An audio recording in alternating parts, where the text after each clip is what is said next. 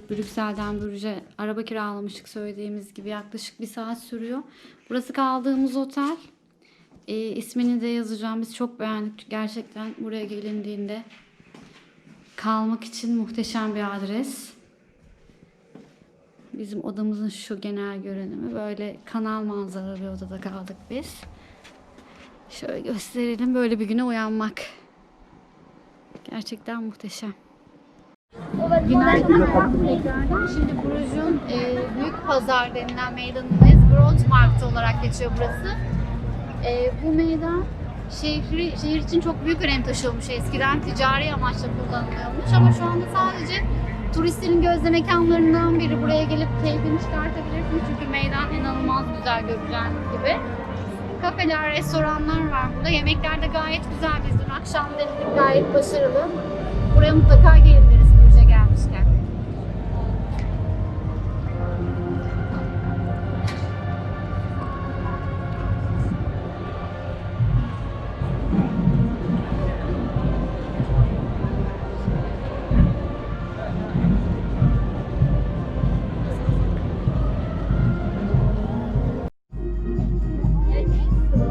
Pazar meydanını gezmeye devam ediyoruz. Şu arkamızda gördüğünüz bina buranın Çan Kulesi. Orijinal adıyla Belfry of Bruges diye geçiyor. Bu Çan Kulesi'nin çarşamba ve hafta sonları şöyle bir özelliği var. Toplamda 47 çanı var ve aynı anda çalıyor. Muhtemelen saat başı. Biz de onu bekliyoruz şimdi hafta sonuna denk geldiğimiz için. Bruges'ü yukarıdan da görmek isteyenleriniz tırmanabilir kuleye. Girişi 10 euro.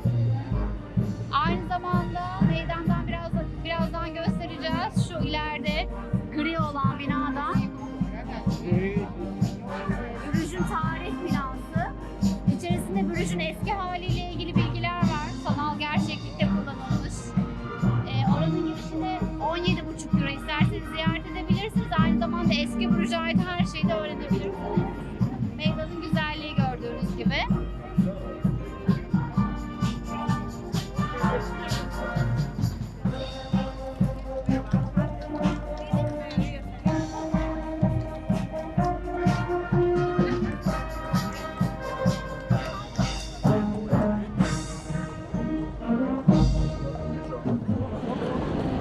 Arkamda gördüğünüz binada Dali'nin eserleri sergileniyor ama eserler gerçek değil. Yani benzerlerini sergiliyorlar tabii değerli olduğu için haklı olarak. Dilerseniz şuradan bilet alıp girebiliyorsunuz buradaki kuyruktan. Bu arada bu meydanda gerçekten görülebilecek çok fazla şey var. Şu solumda gördüğünüz bina da bayraklı olan, orası da belediye binası. Biz şimdi Bruges Meydanı'na doğru yürüyoruz. Birçok yeri zaten burada yürüyerek görebileceksiniz çünkü her şey birbirine çok yakın. Şimdi Bruges Meydanı'ndayız. Bu büyük pazarın hemen arkasında bulunan bir meydan. Orası kadar ihtişamlı değil ama arkamızda o zamana ait 9. yüzyılda yapılan Özgürlük Sarayı var.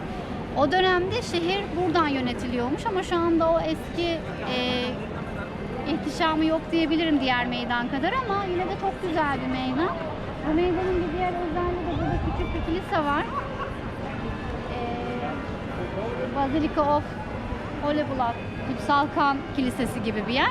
Şimdi ben için çok merak ettim. İçinde kutsal bir obje var. İçinde de Hazreti İsa'nın kanının olduğu söyleniyor. Ve girip bakacağız. İçeriden de görüntü alıp paylaşırız zaten. Gidelim içeriye.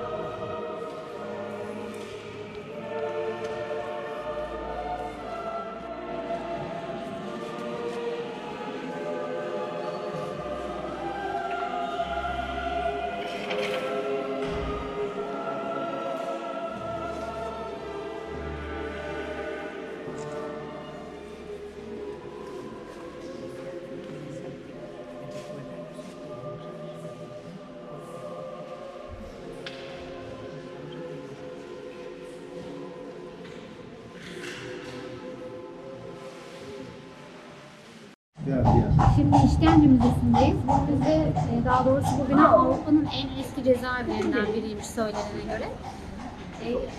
Çok işkence aleti var ve bu işkence aletlerinin hepsi tarihi bir sıralamaya göre yapılmış. İçeriye girip burada vakit geçirebilirsiniz. Girişi 8 euro. Bizim çok vaktimiz olmadığı için uğrayamadık şimdi ama dönüşte vaktimiz olursa mutlaka gezeceğiz. Muhtemelen keyifli görünüyor burası.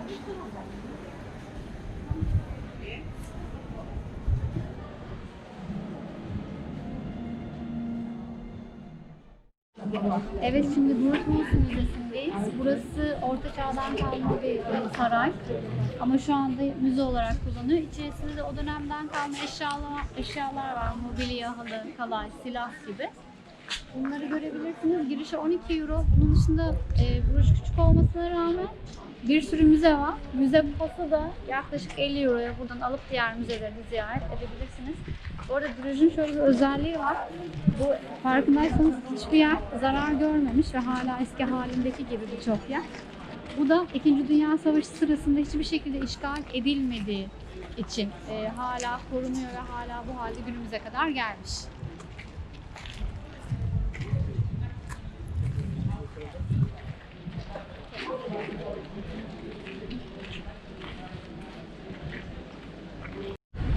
Merhabalar tekrar. Şimdi San Salvador Katedrali'ndeyiz. Bu arada hava bayağı soğuk, bayağı üşüdük. Katedral diğerlerine göre daha büyük, daha ihtişamlı. İçeride de çok yine eski eserler var. Halı ve resim var daha çok. İçeriye girdiğinizde görebilirsiniz hepsini. Müze kısmını gezmek isterseniz yine 2 euro karşılığında gezebilirsiniz. Dediğim gibi müze kart 50 euro. Çok fazla gezilecek müze var. Sanıyorum kart almak daha mantıklı eğer gezmek istiyorsanız.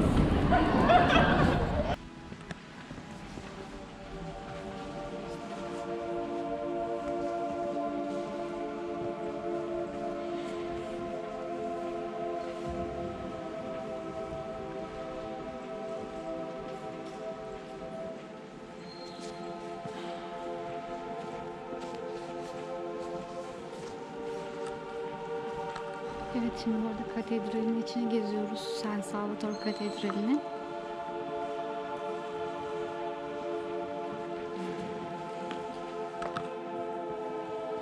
Şu solda gördükleriniz zaten bilindiği gibi günah çıkarma odaları.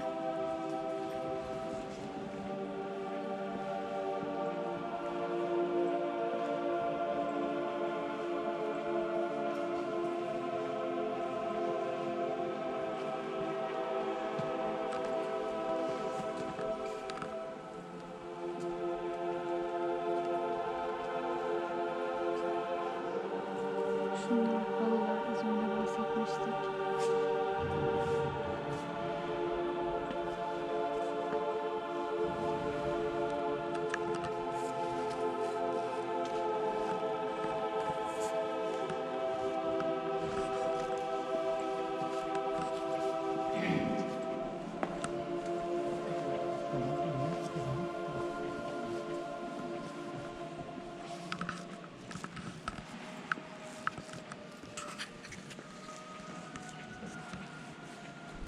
Şimdi başka bir kilisedeyiz. Church of Our Lady ismindeki.